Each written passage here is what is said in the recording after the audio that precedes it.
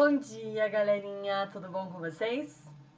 Então vamos lá para mais uma aula, certo?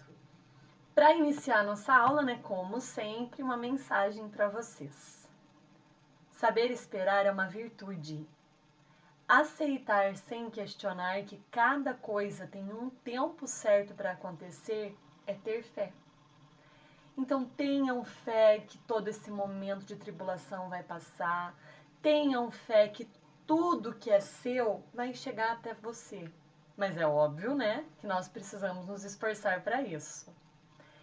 Hoje nós vamos iniciar um novo conteúdo. E esse novo conteúdo é sobre histologia, o estudo dos tecidos. Então, para começar, eu coloquei ali a imagem, do espermatozoide com o óvulo, porque isso é o início de qualquer tipo de tecido animal, certo? Então, para a gente relembrar a organização de um ser vivo, começa com átomos, os átomos se organizam em moléculas, as moléculas vão formar as organelas originam as células e as células que são semelhantes vão se unindo para formar os tecidos em seres pluricelulares. Tranquilo? Lembrando que multicelular são células que não formam tecidos. O que seria uma diferenciação celular? Então, o espermatozoide penetrou no óvulo. Eles se fundiram. Nesse momento em que o espermatozoide se fundiu com o óvulo, eles vão originar uma célula ovo ou zigoto. Isso a gente já estudou lá no começo do ano, quando a gente falou de embriologia. Aí, essa célula ovo ou zigoto, ela vai começar a segmentação e vai se modificando até sofrer essa diferenciação de células. Belezinha? Então, ali nós temos os vários tipos de células. Histologia, então, é o ramo da biologia que vai estudar os tecidos. E tecidos são conjuntos de células diferenciadas e adaptadas a uma determinada função em animais. Nós temos 4 tipos... Nós temos 4 tipos principais de tecidos. Tecido epitelial, tecido conjuntivo, tecido muscular e tecido nervoso. Então, o epitelial, ele vai proteger e também secretar substâncias. O conjuntivo, ele vai formar, porque assim, quando a gente fala em conjuntivo, o conjuntivo ele pode ser propriamente dito hematopoético, adiposo, ósseo e cartilaginoso. Então, ele origina todas as estruturas do nosso corpo. O tecido muscular forma os músculos, lisos e estriados. E o tecido nervoso vai nos dar as sensações. Começando hoje com o tecido epitelial. Quando a gente fala em tecido epitelial, nós vamos falar em células que são totalmente unidas entre si. Elas vão apresentar pouca ou nenhuma substância intercelular. Então, quando você olha aí na sua mão, se você observa a pele aqui de cima da sua mão, você vai olhar células meio poliédricas, sem um formato definido. E elas vão se unindo para formar isso aqui. Quando eu falo que as nossas células epiteliais, elas não são grudadas, elas são justapostas, então elas se encaixam. Toda vez que você vai tomar banho ou toda vez que você faz isso aqui, você está eliminando células mortas. E você consegue eliminar as células, não o tecido todo, como as cobras. As cobras, elas trocam toda aquela pele. Nós não somos assim, tá bom? Então aqui, como eu já tinha falado para vocês, as células são justapostas, então elas vão se encaixando. São avasculares. Sabe quando você rala? Se você ralar só a pontinha aqui da articulação, não sei se vocês já fizeram isso, de ralar joelho, de ralar cotovelo, mas só a pele. Quando você rala só a pele, ela fica uma cor mais esbranquiçada, não sangra. Não sangra porque o tecido epitelial é avascular, não tem rede sanguínea. Quando sangra, é porque já pegou a segunda camada, que é o tecido conjuntivo, que é a derme, que vai irrigar a epiderme, tá bem? Então, como já está escrito ali no slide, né? O tecido conjuntivo é que vai irrigar a nossa epiderme. Tem uma membrana tem uma membrana basal que vai separar o tecido epitelial do tecido conjuntivo. Então, o tecido epitelial ele pode ter várias formas, de acordo com o local onde ela vai estar. Função de tecido epitelial: proteção, absorção, secreção de substâncias e a percepção de sensações. Já vou explicar para vocês cada uma dessas questões. Então, ali nós temos o tecido epitelial. Ele tem a função, vamos começar com o tecido epitelial de revestimento. O tecido epitelial de revestimento, ele tem a função de revestir e proteger, certo? Vai ser composto por 3 camadas: a epiderme, a derme e a hipoderme. A derme é formada por tecido conjuntivo, que é o tecido conjuntivo propriamente dito que nós vamos falar na próxima aula, tá? Quando a gente fala em tecido epitelial de revestimento, ele se divide em 2 estruturas. Mucosas, com relação à função, né? Mucosas e serosas. Mucosa, ela vai revestir internamente. Então, nós temos a mucosa basal, a mucosa nasal, mucosa bucal, que é a mucosa da boca, a mucosa estomacal, que vai proteger a parede do estômago do ácido produzido por ele. Tem a mucosa vaginal, tem a mucosa anal, certo? Então, nós temos várias mucosas, elas revestem internamente. Serosa vai revestir externamente os órgãos internos.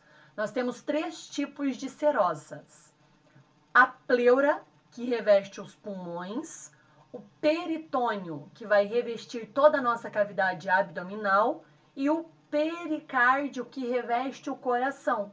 Então, é uma película fina que reveste esse órgão externamente, mas são órgãos internos. Tranquilo? Então, aqui, como eu disse, né? A mucosa reveste internamente e a serosa reveste externamente. Guardem estes nomes. Função: revestimento, que seria a epiderme. Absorção e secreção é através das glândulas, do tecido epitelial glandular. Então, quando a gente fala em epitélio de revestimento, nós vamos ter ali a ectoderme, a mesoderme e a endoderme, que ela tem tudo a ver quando a gente falou com relação à formação dos tecidos lá na fase de gástrula, onde aparecem os tecidos embrionários, certo? Então aqui, como eu tinha explicado para vocês, falando com relação à tatuagem. Quando a gente fala com relação à tatuagem de rena, ela atinge apenas a epiderme. Por isso que na medida que vai tomando banho, vai saindo, porque você vai descamando a sua pele. E por isso que não é interessante utilizar esfoliantes diários. Não pode. Porque o esfoliante é muito interessante de usar, sim, mas você tira toda aquela camada de célula protetora. Mas você tem que repor. E não é você que repõe, é as células que vão repondo aos poucos. Então, ela tem um tempo para fazer isso, tá? Quando você utiliza ele diariamente, não sei se vocês já usaram sabonete esfoliante, quando você fica porque geralmente você vai pegar com a mão e esfregar no seu corpo, né? Ou colocar numa bucha. Mas quando você usa ele diário, ele vai descamando toda a pele da sua mão, certo? Então, por isso que não é interessante usar diariamente. Quando se faz uma tatuagem uma tatuagem mesmo, né, com pessoas especializadas, ela queima a epiderme e alcança a derme. Por isso que as tatuagens são definitivas. Porque ela, na medida que ela vai queimando, ela vai cicatrizando já. E por isso também que tatuagens coloridas têm um alto índice de rejeição. Porque o pigmento que eles colocam na tinta, ele pode ser... causar assim, uma certa irritação na pele. Então, por isso tem que tomar muito cuidado. Geralmente as pessoas fazem teste antes. E ali nós temos o outro tecido conjuntivo, que é a hipoderme. E temos também, né, a questão da abaixo da derme, o tecido de gordura, que é o tecido adiposo. Então, o epitélio de revestimento, ele protege todo o nosso organismo. A lâmina basal, ela vai estar entre a epiderme e a derme. E essa lâmina basal vai ser ela que vai passar os nutrientes da derme para nossa epiderme, porque a nossa pele não tem a nutrição necessária. Por isso que é importantíssimo tomar muita água, principalmente para hidratar a pele, tá? Estruturas de adesão, isso a gente falou o ano passado, lá no primeiro ano, quando a gente comentou com relação às estruturas, às especializações da membrana plasmática. Então agora tem tudo a ver com as especializações da membrana plasmática. As microvilosidades, lembra a forma de dedos, que é o que está aqui nessa imagem. Então as microvilosidades, elas aumentam a superfície de absorção das células, certo? Aí nós temos os cílios. Os cílios, eles estão tanto no nosso nariz, né, que as pessoas geralmente chamam de pelos, mas são cílios, quanto na nossa traqueia. Porque o epitélio que reveste internamente a nossa traqueia é o epitélio pseudoestratificado ciliado. Esses cílios, eles se movimentam o tempo todo. Na medida que você respira pela boca ou uma sujeira entrou pelo seu nariz, esses cílios vão pegar essa sujeira e vão enrolar, porque eles, além dos cílios, eles vão apresentar um muco, né, nesse epitélio pseudoestratificado ciliado. Este muco, ele vai trazendo para cima de novo e essa sujeira que estava na traqueia, ela vem até a laringe e ou ela passa direto para a faringe, vai para o esôfago, que não tem problema nenhum, ou ela volta para a sua boca e você elimina, geralmente em forma de catarro, tá? Pessoas que fumam, esses cílios, eles vão travando. Na medida que a pessoa continua a fumar, esses cílios, eles vão se retraindo e desaparecendo. E na medida que a pessoa continua fumando, o epitélio que era pseudoestratificado, ele se torna um epitélio simples. Esse é o grande mal do cigarro, um dos, né? Porque isso assim, toda sujeira que a pessoa respirou já vai direto para os pulmões. E por isso que as pessoas que fumam apresentam o famoso pigarro. Pigarro é você forçar ou sabe? E puxa a sujeira que está lá no seu pulmão para ser eliminada daí. E nós temos as zônulas. As zônulas podem ser tanto os desmossomos quanto as junções oculares, tá? Então esses desmossomos e essas interdigitações, elas grudam uma célula na outra. Tranquilo? Pele humana, então, ali. Quando nós falamos na pele humana, nós temos sensações na nossa pele. Temos sensação de frio, de calor, de pressão, de tato e de dor. Mas como que nós temos essas sensações se a nossa pele não tem vascularização? Nós temos por causa dos receptores sensitivos.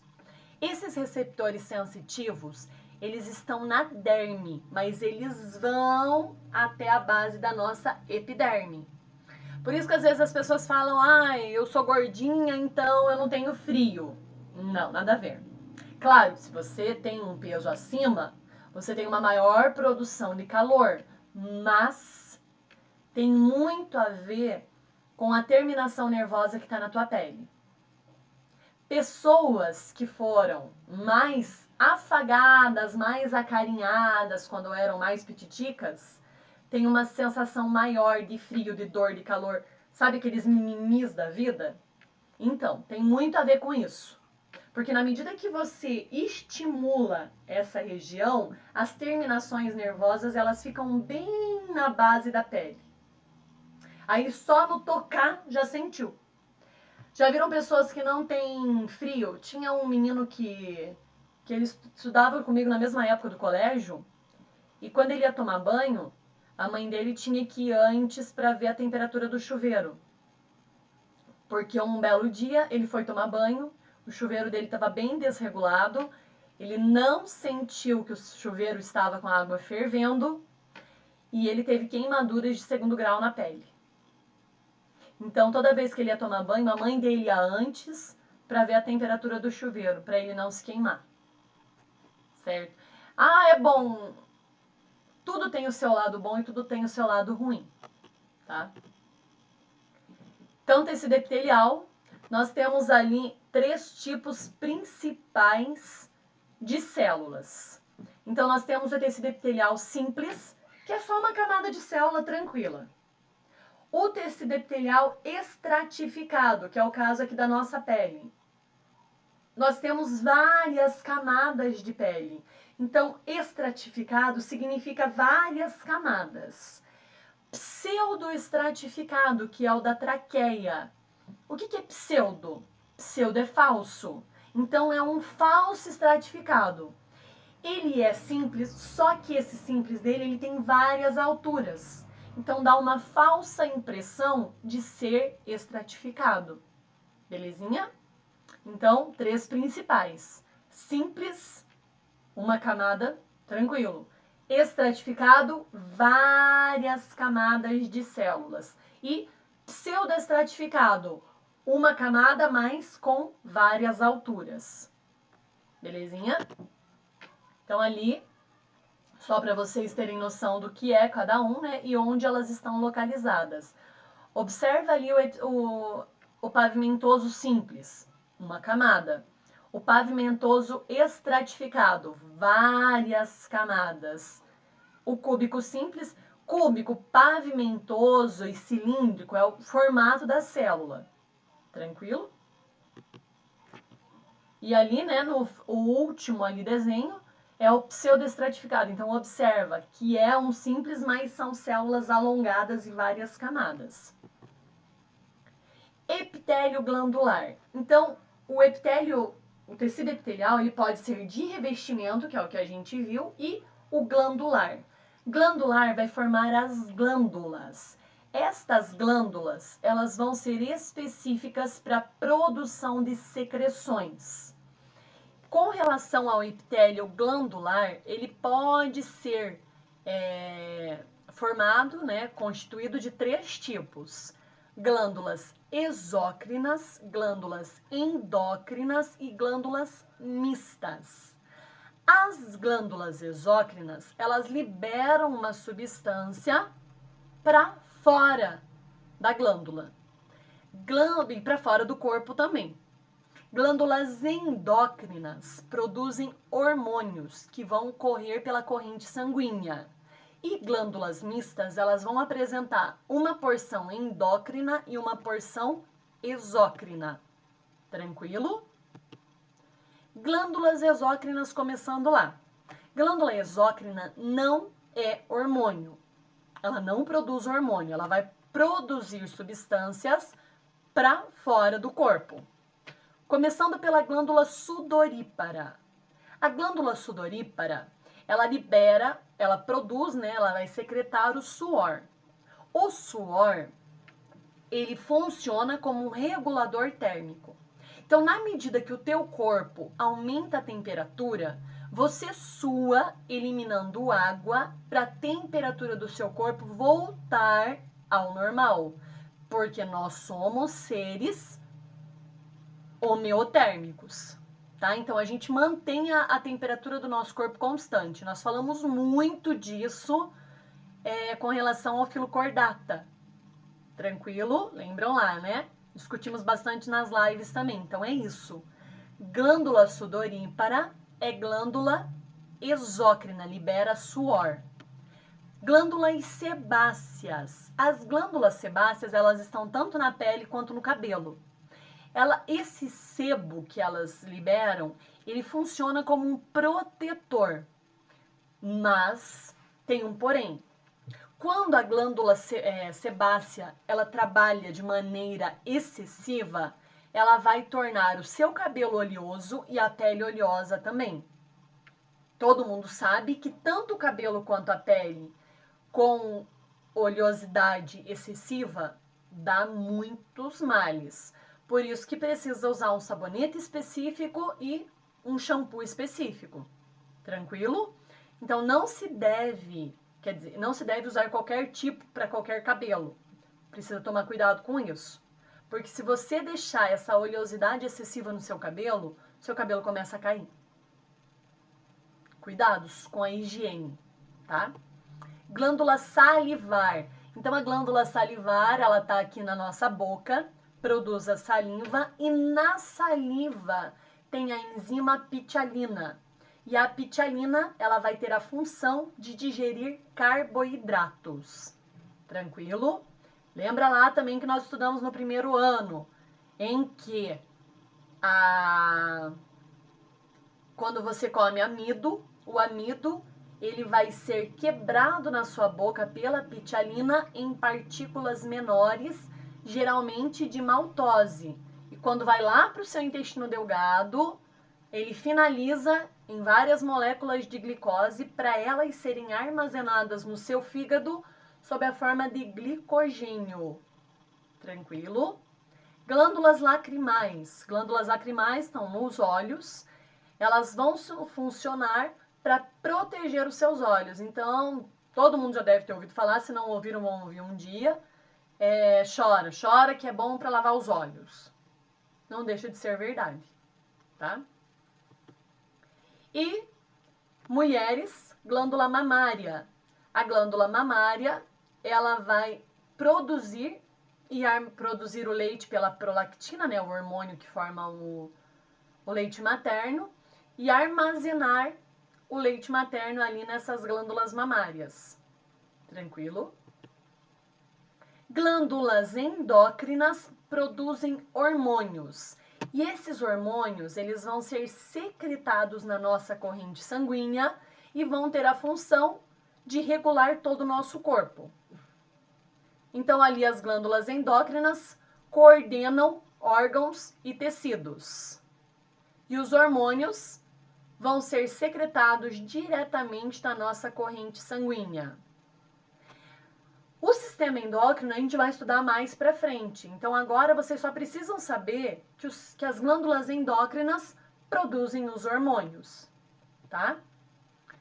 Que nós temos a tireoide, aqui do lado as paratireoides, a hipófise lá na nossa cabeça, no cérebro, né, que é a glândula mãe.